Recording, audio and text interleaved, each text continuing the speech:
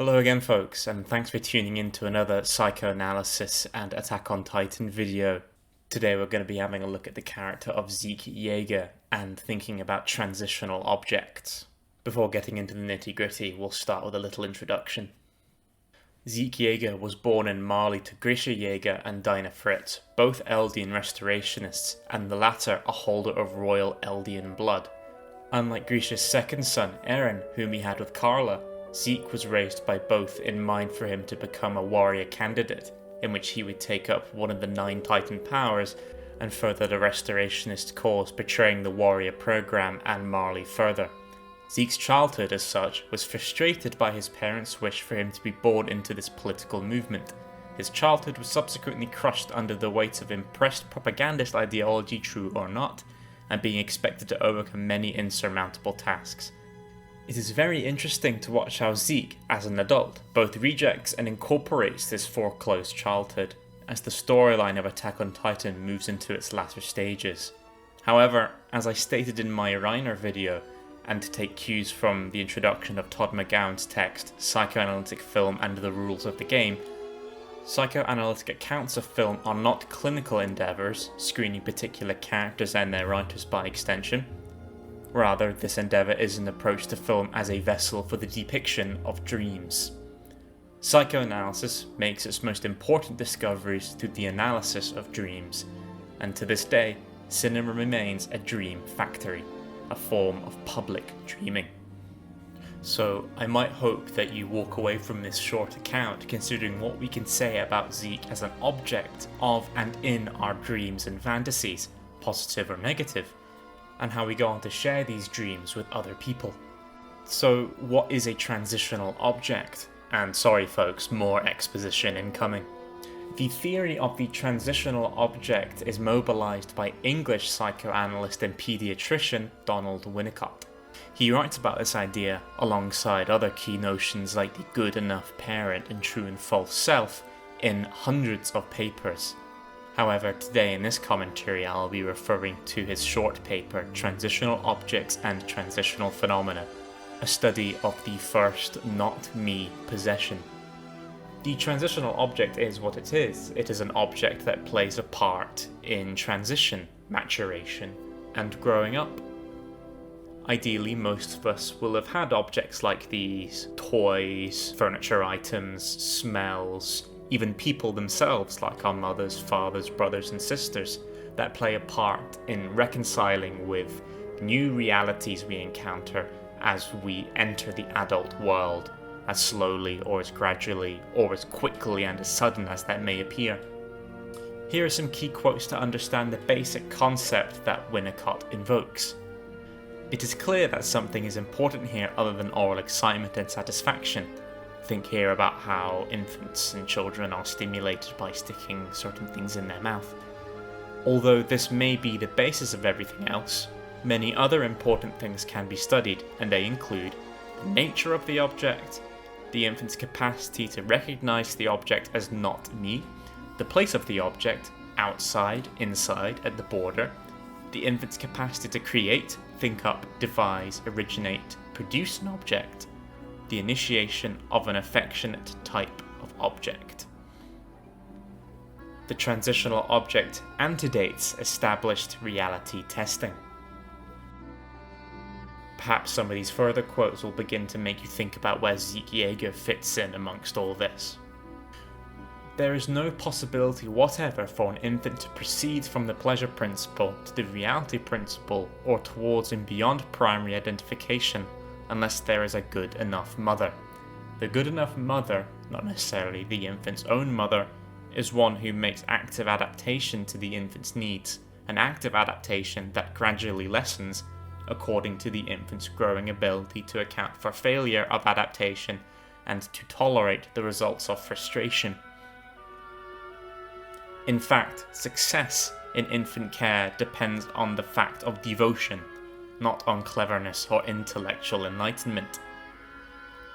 The transitional object may eventually develop into a fetish object, and so persist as a characteristic of the adult sexual life. A few brief points here to be made. The term sexual life here is not turned solely to intercourse, as you might think outside of psychology and psychoanalysis, or its anticipation as such, but human desire universally, as was Freud's own orientation of the term, the universalization of sexual desire.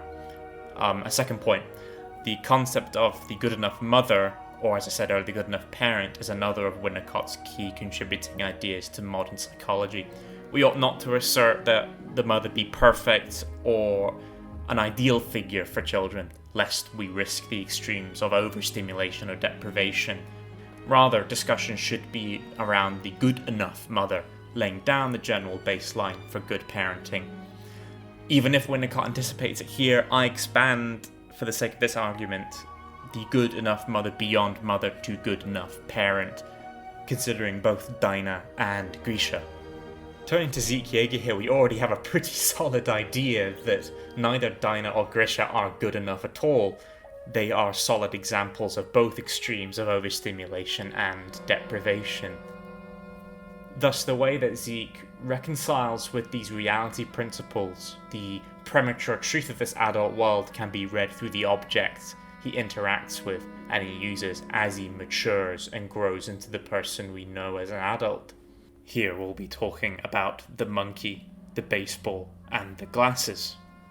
It is incredibly important for people, parent or not, to understand that the way we interact with toys and objects as we grow up maps our future as working adults that think freely and work collaboratively with other people. Just take away from this long exposition that it is so important that infants, children, and then even teenagers need to be allowed to play and experiment and to get things right and to get things wrong. Consider that all three of these objects are taken up into Zeke's identity, yet persist as not wholly incorporated by him, as not me. They reside in Zeke's mental and physical border spaces. The monkey would appear unique in this sense, since it essentially becomes Zeke's body via the power of the Beast Titan.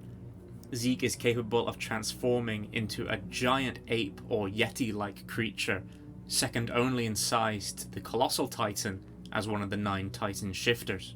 It is capable of throwing objects long distances, scaling walls, and the unique ability to turn humans into Titans, though he owes this ability to being a bearer of royal blood, since his mother was Dinah Frizz. Yet, as much as we can see this being Zeke's own body in warfare, and apart from the technical fact that he actually pilots the body from the nape as Titan shifters do, the monkey is not him entirely.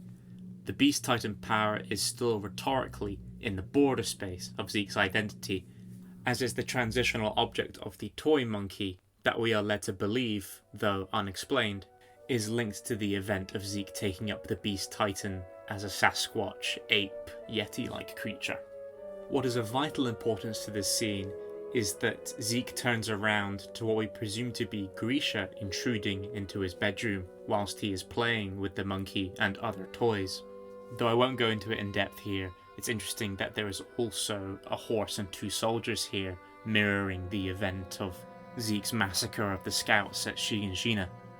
What Grisha interrupts here is quite simply Zeke's own playtime, his chance to be mobile, to experiment, and to have freedom.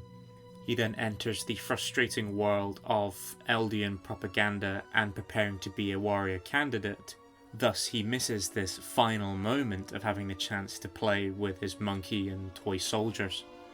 Thus it is really important for Zeke's character and how we see him as a person when he takes up the Beast Titan. He turns into the monkey himself and he enacts his fantasies on the battlefield. Take the line from this particular scene. "You're not like your father. It's important to have fun in everything you do." Of course, we know this takes place mere moments before Zeke throws a handful of rocks at the scouts in their suicide charge. This behaviour characteristic and overall taking up of the monkey image related to the transitional object is what Winnicott refers to here as the transitional object behaving like a fetish object in adulthood. It can even be said to be something like a childlike regression, as this situation is as if Zeke wants to go back in time and finish off playing with his soldiers and his monkey toy before Grisha walked in and changed his life forever. Moving on to the baseball, we see this transitional object in a number of scenes with Tom Cassava as Zeke grows up. We see the baseball primarily as an accompaniment to emotional or in-depth conversation between Zeke and Cassava. It can be seen as a subset of the prior monkey theme with fun and games and playtime moreover, as this transitional object of the thrown ball becomes the signature weapon of Zeke as the Beast Titan. We must, however, look again at Zeke's history. We watch as Zeke leaves training and look across a courtyard to see a father and son playing with a ball. He goes home to ask Grisha if they can play together, only to be rudely dismissed by him. We later see Cassava, out of pure chance, fulfill this demand in Zeke, as they then build a strong and immediate bond via the object of the thrown and caught baseball. Cassava at this time was coming to the end of holding the Beast Titan power, which took the form of a ram, as is also established in his own flashback scene, in which we see his own unique loss, which itself becomes a foundation for his new relationship with Zeke Jaeger. He is also a successful scientist who seeks to answer questions about what the Titans and the respective shifters are. In short, here, Cassava acts as the late-coming good enough parent for Zeke, in playing, talking, and consoling him like an honest human being, even helping Zeke turn in his biological parents to the Marley authorities. This partially signifies where Zeke's heart truly lies now, in the transitional object of the ball, which maintains his link with Cassava. Though this object speaks of where Zeke's love is directed, it again shows how a childlike regression during adulthood can have a dangerous outcome, as this link with Cassava in its latency and overpresence in adulthood becomes the weaponized excuse to kill hundreds. Moving on to the glasses object then, these can be regarded as similar to the baseball, considering that they both belonged to Tom Cassava and are both protected and coveted by Zeke as his connection to him post-death. Though we don't see it in detail in the anime itself, Tom Cassava was consumed by Zeke as the latter turned into a pure Titan, so that Tom could pass on the Beast Titan power to Zeke. We then see Zeke pick up Tom's glasses, the glasses then effectively becoming Zeke's own glasses. Even though the glasses are worn by Zeke, again, this transitional object is not Zeke, it is not me. They pertain to Tom Cassava, something that will always now linger in the border space of Zeke's identity. Many of the ideals and goals of Zeke are derived from Tom Cassava's own. Cassava's own questioning about being born into this world and leading a life of suffering as an Eldian are taken up by Zeke in a more political manner. Zeke reconciles Cassava in this moment by vowing to take the founding Titan's power and to castrate all Eldians of the ability to procreate. Of course, there are arguments that this is just a long drawn out format of committing genocide. All in all, the discoveries made by Cassava and his own emotional turmoil become Zeke's own reality.